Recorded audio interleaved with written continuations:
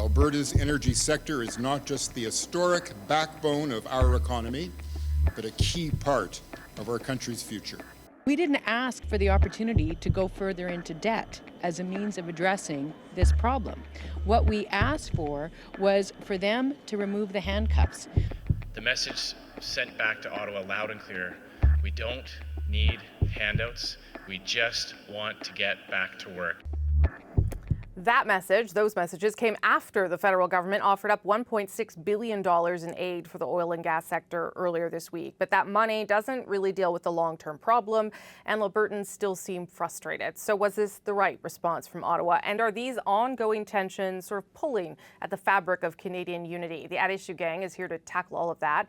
Andrew Coyne is in Toronto tonight. Paul Wells also in Toronto this week, and Shachi Kurl is in Vancouver. Okay, Andrew, let me start with you. Let's just start with the fundamental part, and that was the government's decision to do something about an issue that has been bubbling away in a way that is potentially politically damaging and troublesome, I guess. Was this the right way for the federal government to respond?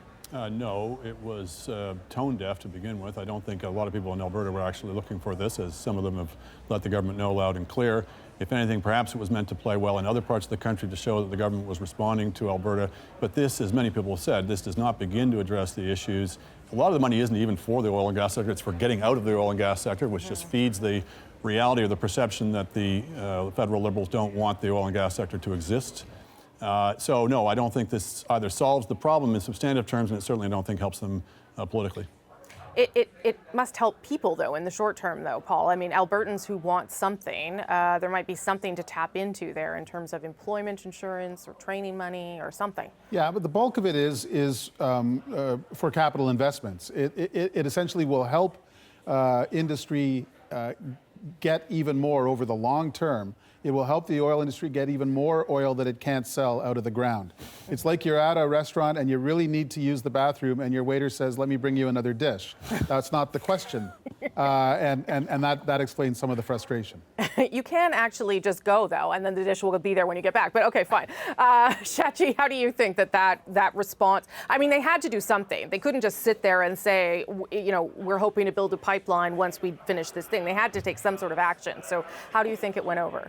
Well, it was a bit of a damned if you do, damned if you don't situation, not suggesting that it was enough or that it's going to alleviate any of the frustration. The only thing that's going to alleviate the frustration is to build the damn pipeline. But that said, had this government not offered some relief, some bailout, regardless of what it looked like, you would have had Saskatchewan and Alberta saying, where's our bailout? Auto got one, manufacturing got one, softwood got one, where's ours? But, you know, all of it really speaks to a growing sense of disengagement and alienation in Western Canada. And I don't speak of it as a monolith, but particularly in Alberta and to an extent in Saskatchewan as well. Sometimes joined by BC, sometimes joined by Manitoba.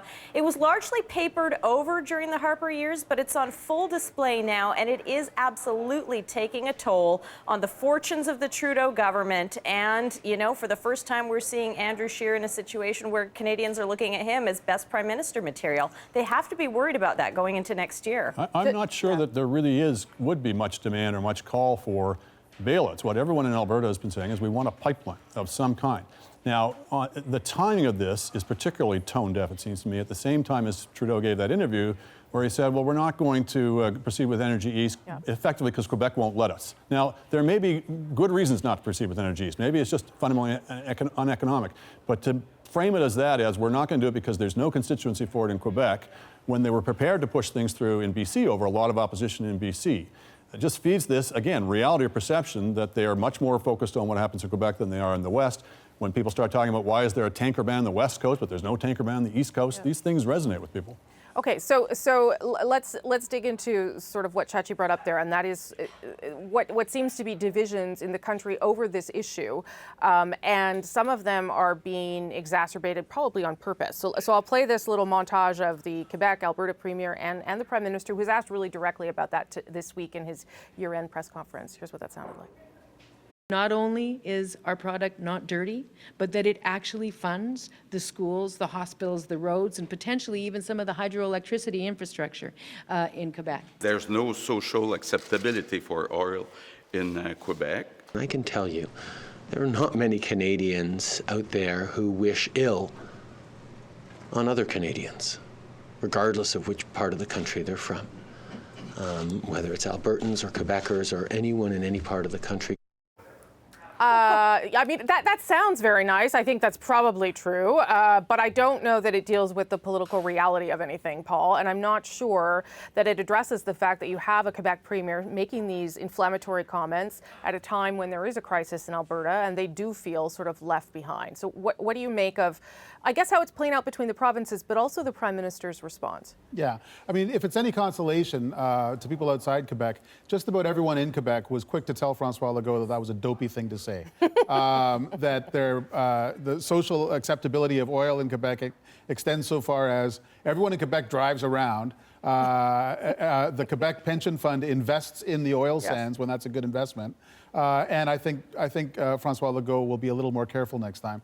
But a lot in national unity stress is confirmation of perceptions and expectations. Look, Stephen Harper couldn't get a lot of pipelines built to Tidewater either, but Stephen Harper was an Albertan by adaptation and therefore almost more Catholic than the Pope on a lot of these things. He absolutely believed that the resource heartland of Canada is its economic powerhouse and should be. There's a hunch that Justin Trudeau, who lived in Montreal and lived in Vancouver, but forgot to spend much time in Alberta, whose principal secretary used to run the World Wildlife Federation and said some stuff about the oil sands that is not helpful to have on the record today, that he cares less about these things. And maybe that creates a situation where he's got to try harder, but he's not seen as trying harder. And when the sort of canary in the coal mine here is the Premier of Alberta, Rachel Notley, who got elected roughly at the same time as him, with roughly the same promises as him, and should be an objective ally, and is increasingly frustrated with this crew in Ottawa. That's a problem. Well, the perception thing, I think, is a good point, Paul. But I mean, there is a reality to the oil and gas sector as well, and it might not be something that anyone wants to talk about now. But we will have to move towards something at some point.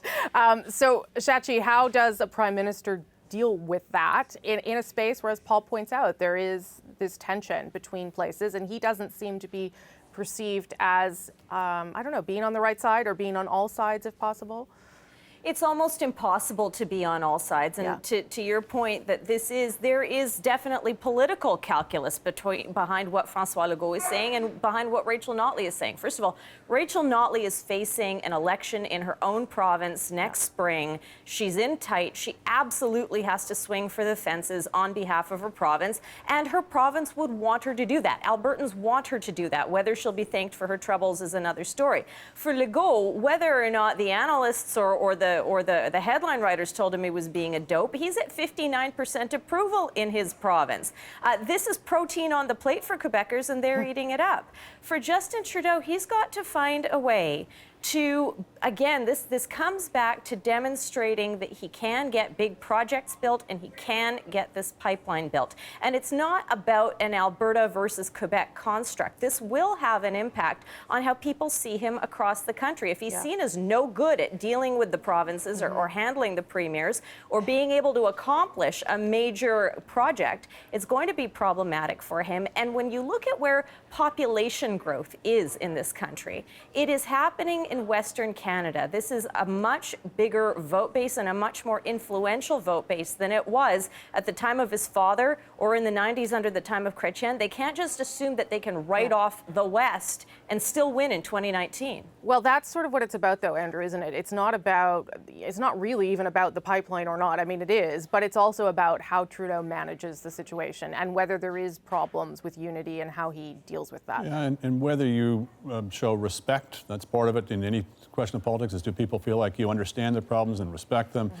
To make this very difficult straddle that he's been attempting of being both for carbon pricing and for pipelines, people have to believe you mean both of them.